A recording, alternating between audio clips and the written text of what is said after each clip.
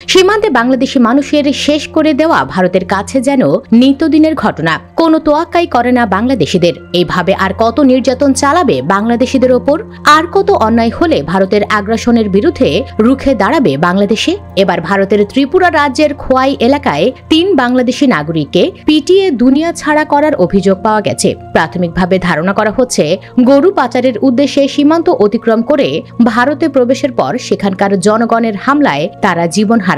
এক বিজ্ঞপ্তিতে border guard বাংলাদেশের বিজিবি হবিগঞ্জ ব্যাটালিয়ন 55 বিজিবি এই তথ্য জানায়। বিজিবি জানায়, মৌলভীবাজার জেলার শ্রীমঙ্গল উপজেলার সীমান্তবর্তী বিদ্যাবিল এলাকার এই ৩ বাংলাদেশি 2 থেকে 3 দিন আগে ভারতের ত্রিপুরা রাজ্যের খোয়াই থানাধীন কারেঙ্গিছড়া এলাকায় গোপনে প্রবেশ করে অবস্থান করছিলেন। স্থানটি সীমান্তের শূন্যরেখা থেকে প্রায় 4 থেকে 5 কিলোমিটার ভারতের অভ্যন্তরে এবং ভারতীয় 70 বিএসএফ ব্যাটালিয়নের আওতাধীন এলাকায় অবস্থিত।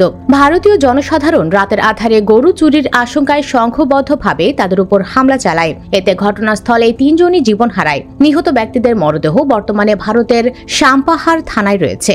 বিজিবি জানিয়েছে, নিহত ব্যক্তিরা হবিগঞ্জের চুনারুঘাট থানার আওতাধীন সোনাচং বাজার এলাকার বাসিন্দা হতে পারেন বলে ধারণা করা হচ্ছে। তবে তাদের সঠিক ঠিকানা নিশ্চিত করতে অধিকতর তথ্য সংগ্রহ ও সত্যতা যাচাই করার প্রচেষ্টা চলছে।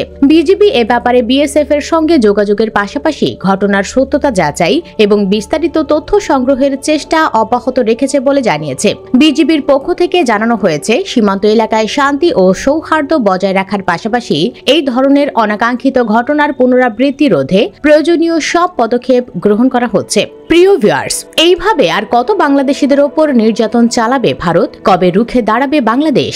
এই নিয়ে সীমান্তবর্তী মানুষের মাঝে আতঙ্ক ছড়িয়ে পড়েছে। ইউনূস সরকার কি পারবে এর জবাব দিতে? কমেন্ট বক্সে ইয়েস অথবা নো লিখে জানিয়ে দিন আপনার মূল্যবান মতামত। ভিডিওটি ভালো লাগলে লাইক ও শেয়ার করুন, আর আমাদের চ্যানেলে নতুন হলে সাবস্ক্রাইব করে সাথেই থাকুন। ধন্যবাদ।